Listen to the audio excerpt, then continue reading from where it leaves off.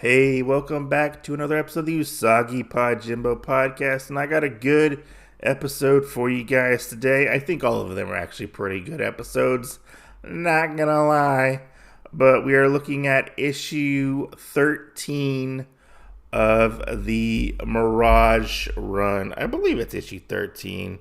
Yes, it is issue 13 we are looking at today for volume 2, and we are almost done with the Mirage run. We are looking at Runaways Part 1, as well as Black Soul, which is a short story. Jei continuing his journey to find and kill Usagi for what he did to him back in Circles. We got a good one for you guys today, like I said. And also, before we start, like, subscribe, comment, leave feedback on Spotify or Apple Podcasts. It helps the podcast grow. Make sure to rate the podcasts. That helps. And share the podcast. But let's get into this without further ado. And we'll get started. So our story starts out. It's been some time, I think, since Usagi and Gin parted ways with Stray Dog. And Gin and Usagi are walking under this tree. And I believe it's an apple tree, if I remember correctly. It looks like an apple tree. And Gin says, well, this is where we part company. And Usagi's like, again, and we seem to keep bumping into each other all the time recently. And Gin uses his sword to get an apple, and he's like, hey, if that is... you basically get me in the middle of stuff, we wouldn't be getting together and getting into any mischief. Because he's like, hey, you shouldn't be meddling in my profession. And Usagi's like, it was intentional. Come on, Gin. And he's like, Gin says, intentional or not, you still got a nice reward for those bandits. As he gets his apple with the help of gravity, all the apples end up falling on top of Usagi's head. And Usagi says, ouch, that hurt. I mean, why would Gin do that? I guess so you gotta do that. You gotta play a little trick on your best friend, your self-proclaimed best friend, I guess you could say, or his self-proclaimed best friend, because Gin says that Usagi is his best friend. Gin starts to walk away, and he's like, hey, if it wasn't for the money that I helped you get, you would be out here starving and whatnot. And he takes a bite of his apple and walks away, and he's like, long ears, it's always good to see you again, but, I gotta hit the road and go. And Usagi says that he actually likes it when they part ways, or part company, he should say. And they part ways, and he's like, I'll see you next time, Usagi. And, Usagi says, likewise, I'll see you again.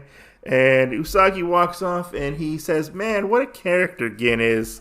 I'm really going to miss him. So you obviously know there is some sort of camaraderie between the two samurai, which I do happen to actually really, really like that aspect. Like, I love that Usagi has a best friend / traveling companion from time to time that he can get into like little fun little disagreements with, very much like a brother relationship I feel like they have. Moving along sometime later, we don't know exactly how long it's been, but sometime later, Usagi ends up in a village. We don't know what village it is, but he is looking to buy some broiled cuttlefish, please, and heavy on the tentacles, he says, which cuttlefish, I believe, is some type of squid, I believe. I love the guy in the background. He is picking his nose. He's just digging his finger in his nose. I love that little detail.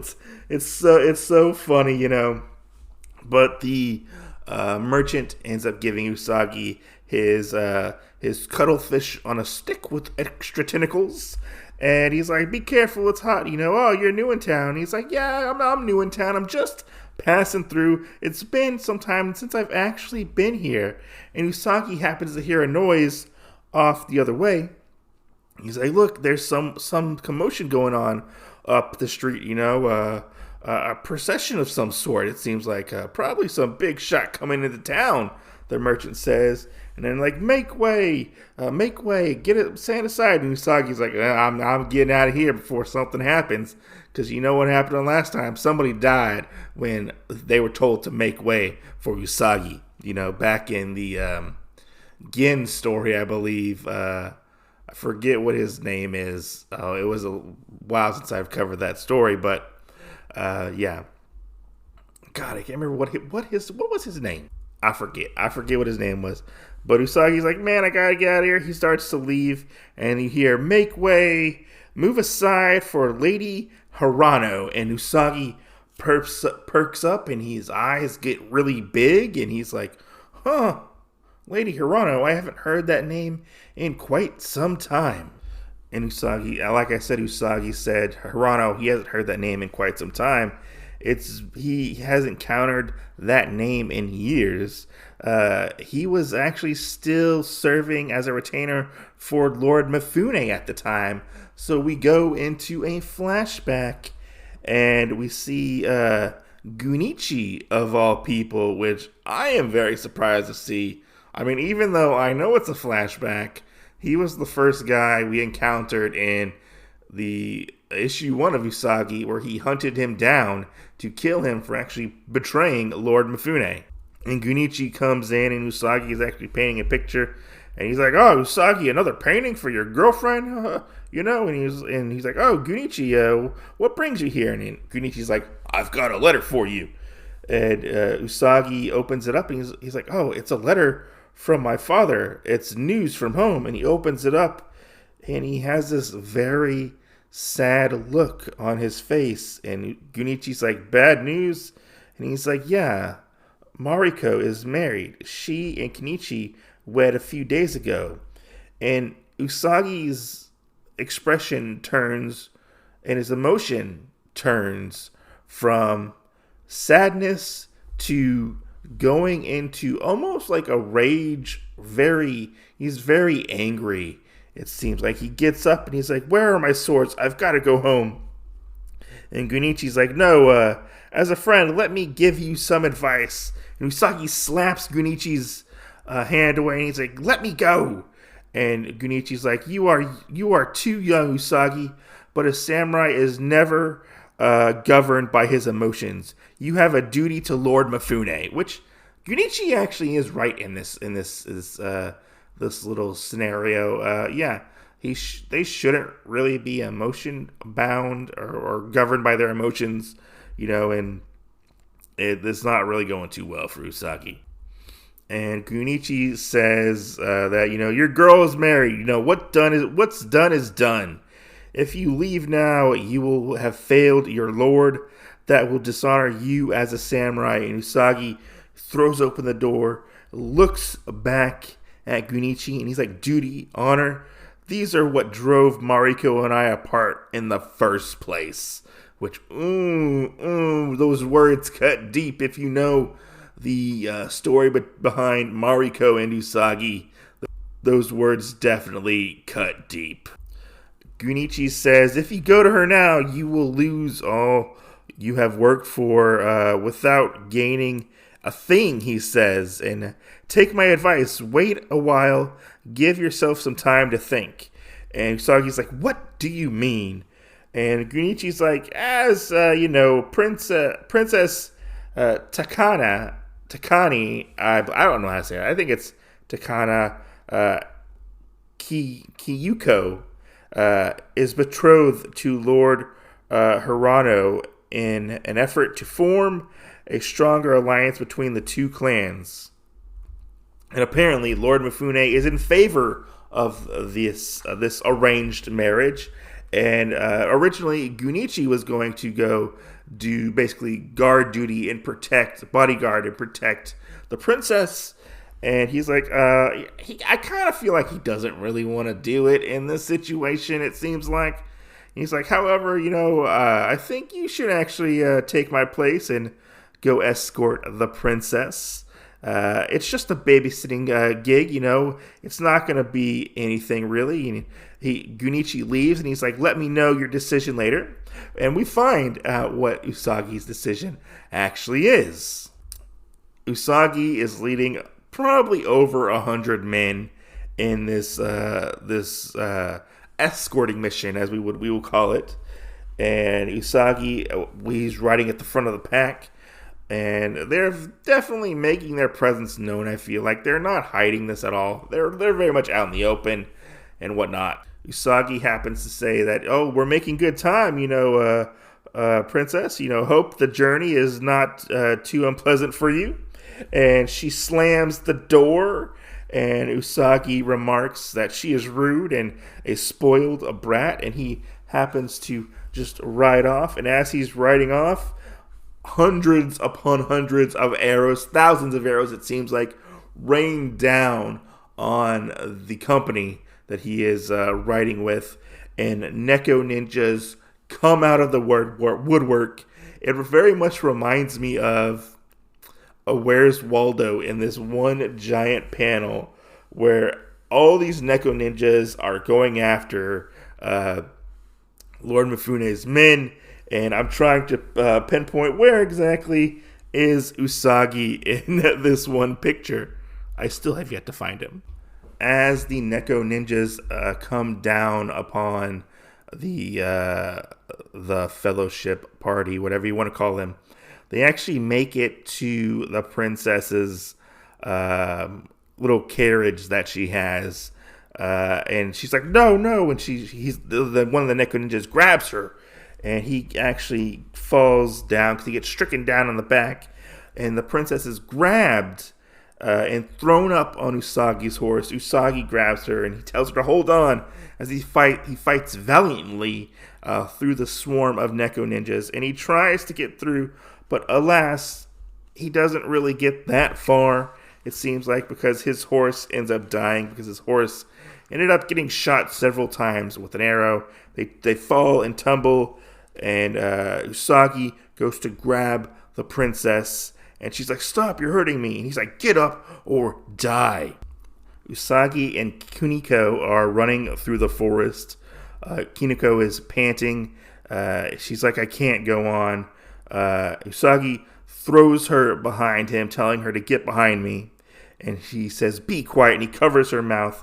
They see some Neko ninjas surveying the area, trying to find Usagi and the princess. It doesn't really work out so well. Sometime later, so it's been some time since Usagi is had his mouth over this princess's, had his hand over the princess's mouth, trying to keep her quiet and calm, cool and collected. Usagi said that they're gone. Kiniko screams out, and she's like, I can't believe your filthy hands touched me. And she's like, who are you? What's going on? Get your hands off me, she says. And he like, my name is Miyamoto Usagi. He gives the spiel that he always gives, and she's like, thanks to you, I have been abused I have never been abused in my life, she says. Look at me. I'm covered with bruises, scratches. I swear I'll have your head in payment for this mistreatment. Usagi's like, fair enough. Okay, go ahead. I have nothing else to live for, is what Usagi says, basically. All I really have to do is deliver you to Lord Hirano, and that is that, and the princess is like, can we talk to them? And Usagi's like, come on, really, can we actually talk to them? No, we can't talk to them. They're assassins trying to kill you, obviously. And Usagi is really not in a bad mood, and he's definitely taking his anger out on Kuniko. Kuniko kind of folds her arms over, looks off to the side, and she's like, She gives a big, If you think I'm going with you, I'm going to follow you, you got another thing coming, I'm not going to follow you. Usagi doesn't care anymore. He just walks off, and Kiniko actually runs after him, because obviously we know this is the only protection that she actually has is Usagi. Hours later, Usagi and Kiniko are walking, and Usagi is trying to basically think about why exactly the Neko ninjas attacked them. He wants to know why they want to assassinate her, what's actually going on, are they aligned with Lord Hikiji? or Lord Hirata. They don't really know which one, but apparently one of them sent the ninjas, but we just don't know who. I'm gonna go lean towards more Lord Hikiji. Just saying. Usagi asks Kinuko if she is actually in favor of the marriage, and she says such a union would be beneficial to both clans. And Usagi's like, yeah, it would be beneficial to both clans, but that's something that you've been basically trained to say from your clan elders. And it doesn't really answer Usagi's question one bit, is what he says. And she gets a little angry at him, and she's like, who are you, my interrogator? And Usagi's like, I thought that since you were going to take my head anyways, I might as well satisfy my curiosity about you. And she's like, yeah, you disrespectful, dastardly beast. And Usagi's like, come on, it's getting dark, we gotta get out of here. Later on, it's nighttime now, and we see some old familiar faces. We see the husband and wife woodcutter team, the monkeys that cut the wood and whatnot. We haven't seen them in quite a while, I feel like, to be honest. I don't remember the last time I actually saw the woodcutters. But we see them at home. They're inside, cutting some wood, getting wood ready to sell. And they hear a noise. They go investigate, and all their clothes have been stolen off the pole, and their garden ends up getting raided. I mean, they needed the stuff. Why couldn't they just ask? I guess it was different times back then. But man, I do feel bad for the woodcutters. They work so hard, and things always keep happening to them in the background of different stories and whatnot, But they did get that one reward back in the Shogun's gift, so they do have a little bit of money. But this story is actually before that, because it's a flashback, Kinuko complains that she is being forced to wear this ugly kimono, and it's coarse. It will scratch me raw, apparently, because it's not made out of the finest material. And Usagi's like, come on, it would be you would basically be too conspicuous if you were dressed in silk, princess. And she's like, no, it's not like that. I'm not just into the finer things in life. She's basically complaining, what you did. Look what you did to my hair, stuff like that. She is basically very much the cookie cutter version of what a princess will definitely be like. She's very sheltered and whatnot, and complaining about having to change her clothes and stuff like that. She even complains about the food that Usagi gathered for her, and she hates it. And she's like, why can't we stay at an inn? Usagi's like, we can't stay at an inn because we have to basically hide from the people who are trying to kill you and trying to kill me, because I'm protecting you. Kinuko complains that Usagi is just being mean and rude to her, and Usagi tells her to shh, be quiet. And who happens to pop out but a bunch of Neko ninjas, actually 5 of them to be exact, and Usagi takes them out swiftly in this really, really cool scene. Like, I love the way, like, this is all drawn. It's all drawn in a very, very well done, like, action, like, way. Very dynamic action scene. Usagi tells Kinuko to stay behind him, and he wants to know, he's like, there were 5 of you ninjas, obviously, just a scouting party, looking for us. Where are the rest of your comrades? Usagi says to the one remaining live scout ninja. And he asks the ninja who exactly wants the princess dead. And the ninja's like, I will die before I betray my clan, samurai. And I love this scene. Like, I love the way it's drawn, because he throws out a smoke bomb and he runs away. He's like, I've got to report their whereabouts to the chief, what's going on. He gets away, and he hears like this shh sound, and he's like, ah, and we see the sword come down, but we don't actually know who exactly killed the ninja.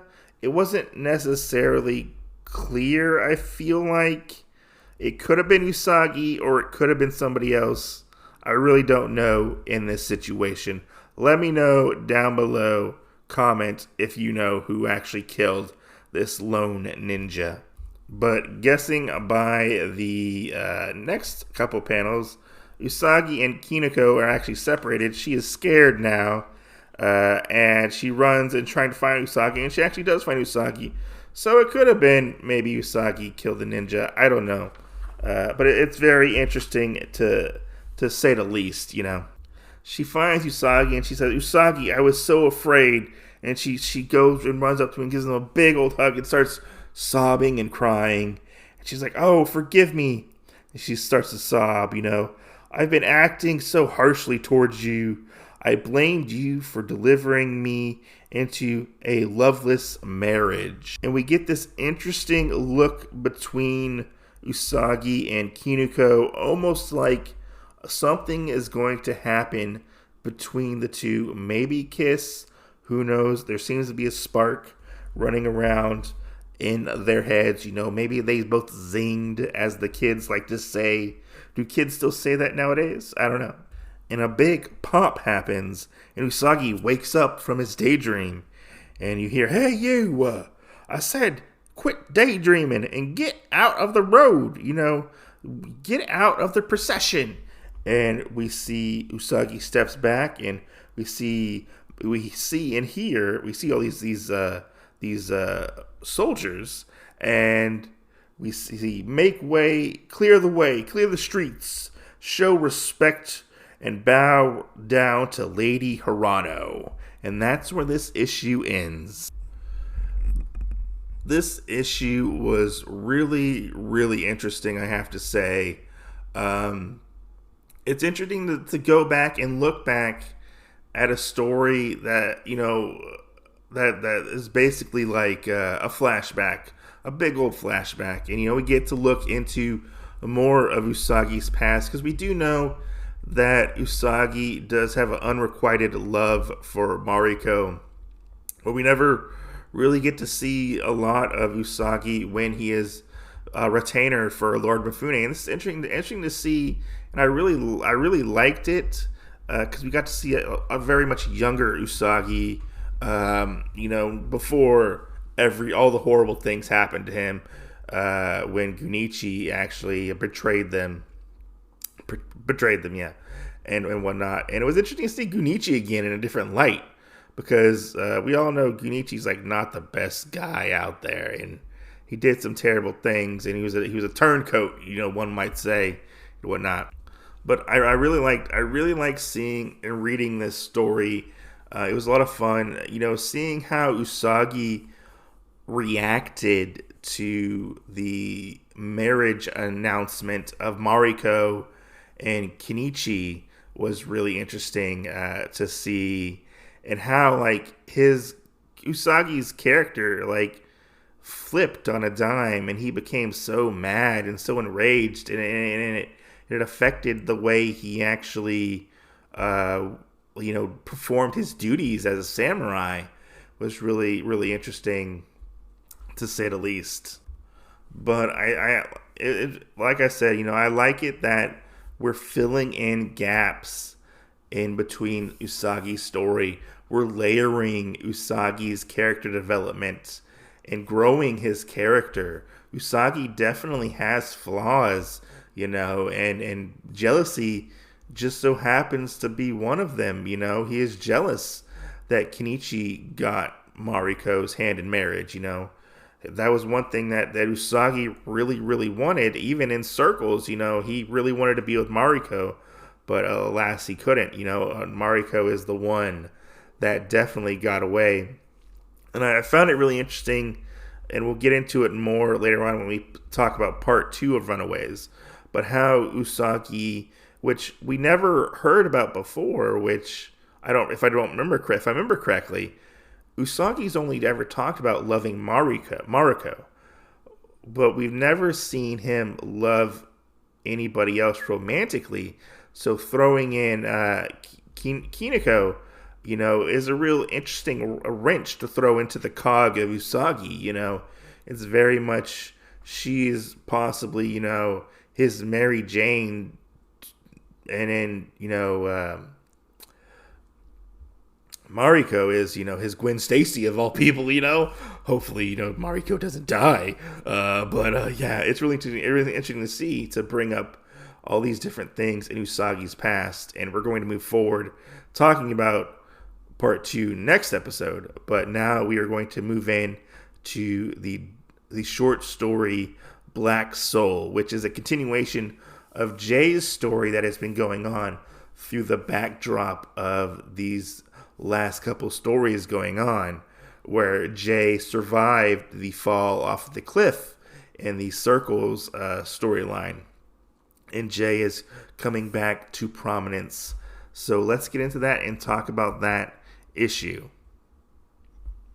So the Black Soul story starts out where it's a dark and stormy, rainy night. It's raining very hard. We see these two characters in this. I want to say it's like it's a house. I want to say it's a very small house. It's like a farmland that they're on. And one of the little girl, she tells her grandfather. She asks him, "Would you like some more barley rice?" She asks, and he's like, "No, you eat it." Keiko is her name. I promised your parents before they died that I would take care of you. And Kyoko is like, "Oh, I'm fine. Oji-san," which is grandfather in Japanese. You should keep up your strength. You gotta eat it. And they hear this knock at the door, a bang, bang, bang, and they're like, "Open up!" And Kineko is like, who could this be at this time of night, in this weather, a night like this, who could be here, and her grandfather is like, "Oh, all is welcome. Whoever it is, you're welcomed here. Come in. It's unlocked." And we see these brigands, and they look kind of familiar. I want to say they might be from the Slavers story, but I don't know. One of them has like a scar across his face. There's 3 of them. There's these 3 unruly vagabonds. These brigands. They're like, "Oh, peasants, we want shelter and food." That's what they want. And the old man is like, "Oh, of course, come in. We're poor farmers, but we can offer you a little something." And the main guy with the scar, he slaps Kineko's grandfather, and he's like, "You can offer us nothing. We take what we want." The man tells them to move aside for you filthy peasants, And they're like, "Oh, stop, don't hurt us, you can have what you want, And so they take what they want. They take food and drink. They gobble it all down and drink up. They are definitely munching and crunching and drinking and eating some barley rice, And they're like, "More, we want more." And the old man's like, "Sorry, but that's all we have. We were planning to actually go into town for supplies soon." And the one guy is like, "We're still hungry. We want more." And they're like, but I told you we don't have any more. You clean this out." And they think that the peasants are actually lying. They call them lying scum, and one of them smacks the grandfather with the bowl that he is holding on the head and cracks it over his head. And he's like, "I know you're hiding a hidden ladder somewhere in here, Now show us where you're hiding your supplies." And the other guys pipe up and they're like, "Yeah, while you're at it, bring us out all your money too." And he's like, "Yeah, you won't have to worry about buying any more supplies then." And the grandfather is like, "No, please don't. Don't hurt me. You can have anything you want. Just don't kill me." And the guy's like, "Greedy scum. You want to keep everything for yourself. You peasants are all alike." And sadly, the grandfather ends up dying by the hands of this evil man. The other guys get mad at the other brigand for killing Keiko's grandfather. They're like, "You idiot! You shouldn't have killed him so soon." And And he's like, bah, he was just a filthy farmer. They're like, but how are we going to find out like where all the valuables are? We got to tear this place apart now. And they're like, yeah, no, we don't. We still have somebody that could help us with this Keiko, I'm probably butchering her name all to hell and back. And they start to surround Keiko, and they're like, maybe you will show us where you keep all your valuables, hey, little girl. Or do you want to end up like your Ojai, Aji? I don't know how you pronounce it, but grandfather, basically. And then we hear, as they're surrounding Keiko, we hear behind them, the stench of evil is heavy here. And all the brigands turn around and they're like, huh? What? I am Jei. And Jei shows up. We know who Jei is, obviously, The gods have drawn me to this scene of maleficence. He looks very, very intimidating, to say the least. They're like, oh, troublemaker, huh? And they're like, oh, yeah, this fool, he's not even armed. Let's get him. And Jei has the evilest looking smile on his face. It's very much like he is getting ready to enjoy what he is about to do to these unsuspecting bad guys. So the brigands end up charging Jei. We don't actually get to see the fight happen. It cuts away to the outside and it's raining. All we hear is some crashing and they're like, like yelling and whatnot. And we get this scene of the aftermath. Blood dripping everywhere. Everything's broken. One of the brigands is actually hung up upside down. Everyone is basically dead, it seems like. All the brigands are dead, and the grandpa is dead. Only two people left are Jei and Keiko are left. And Jei happens to see that one of the brigands actually has a spear. He goes and looks at it. And he's like, a new blade to consecrate to the gods, he says. And Jei goes to grab the blade of the spear, and all this energy flows through Jei into the spear, turning it in to the blade of the gods. And Jei takes the spear, and he has this evil look on his face, and he turns his head. He's like, and now, and he goes to Keiko. And she's scared, and Jei goes to kill her, and he stops. And he says, no, the gods see no evil in this little one. And he doesn't kill her. He just walks away. And Jei says, get out of here before you perish in the flames, girl.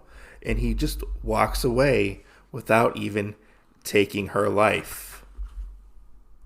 And so Keiko's home erupts into flames. I'm guessing Jei must have set the fire. Who knows? It's not really clear how the house got set ablaze, but it did. And now Keiko says goodbye to her grandfather. First her mother, now and her father, and now you have left me. I am all alone now. And Keiko kind of turns to Jei and seeing as him walk away, and she follows Jei, and that is where this particular story ends. Oh boy, I have a couple things to say about this particular short story. Man, it's crazy to see Jei slowly come back and become the formidable foe that he is to Usagi. Building himself back up. And it's really interesting to see the world through Jei's eyes is really interesting. And we learn the fact that the blade isn't just one blade. The blade can be any blade, it seems like it. And all Jei has to do is touch it when he's imbues the blade with the power of the gods, That's a very, very big revelation, I feel like, in this story. I was shocked to see that actually happened, and the short story was awesome. I love the short story. Every story where Jei is in it, I feel like it makes the story even better. Like, Jei is just so creepy and so dark and menacing. I really feel like he's a really good adversary for Usagi, and throwing a wrinkle or a wrench into Jei's story. Now he seems to have a new traveling companion in Keiko, and that's really interesting. How exactly will that affect Jei, or will it want to affect Jei down the road? Having almost like this young girl he has to look after, and how will that affect Keiko? In a way, because Jei is on a mission to kill everybody, or kill Usagi, or kill the evil, and he thinks Usagi is evil, for what Usagi did to Jei, and whatnot. But it was really interesting to see. I like the horror elements whenever Jei is brought into a story. There's definitely some horror elements brought into it, especially with all the supernatural powers that Jei has, and the little touches that Stan Sakai brought into this story were really good. I feel like all the little subtle details, very much don't show, but you see the aftermath of what happens, the horrific aftermath. It's not like the show don't tell, it's the don't show tell type of thing, I feel like, but all the little touches in that are very, very well done. I love not seeing how Jei operates. We've seen Jei fight Usagi before, but like we don't really see what happens to people. We only see the aftermath of what happens to people. We don't see Jei actually killing anybody, which is really interesting, but he does kill people. It'll be interesting to see where this story goes and how it collides with Usagi's ongoing story, having Jei come back, which, I'm going to be honest, I thought Jei was dead for a while until he showed back up on the riverbanks, but I mean, it's not the first time Jei has come back. Jei has been reincarnated at least twice now, so obviously there's some supernatural play in the character and whatnot, but which I love. I love Jei. Jei is so ominous and menacing and whatnot. But yeah, all the creepy little touches Stan put in this, showing the people like dead, slumped over and whatnot, and hung up, and like all so creepy, well done, I have to say. I know I'm excited to see where this is gonna go. I feel like it's gonna be something really, really big, to say the least. I feel like a big. If I remember correctly, correct me if I'm wrong. Is the next time Jei shows up, is that in Grasscutter? I could be wrong, but I can't remember exactly. It's been a while since I've read, some of Usagi. I'm not done with the saga, Usagi Yojimbo saga yet. I'm halfway through those books, and I don't remember all of it, to be honest. I have to say one detail that I did notice, which I remember I flipped back just to see. One detail I did notice is that whenever Jei kills somebody in this story, and I think in the last story, no, maybe as well. I mean, I know in this story at least, we don't get the death's head little like bubbles that to acknowledge that somebody has died in the story. We don't get that, which is odd, but interesting to see. Like why wasn't that a little detail in the story?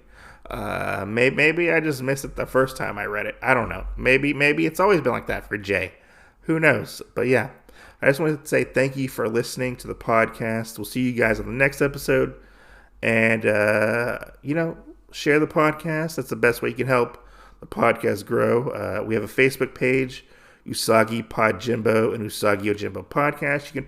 You can join and hang out, talk Usagi Yojimbo with people and whatnot. That's where I normally post my episodes. I also post them on the Usagi Yojimbo Facebook page, the fan page, So yeah, check us out, check me out, I guess you could say. And we'll catch you guys on the next episode. Thanks for listening, and make sure to go read some Usagi Yojimbo.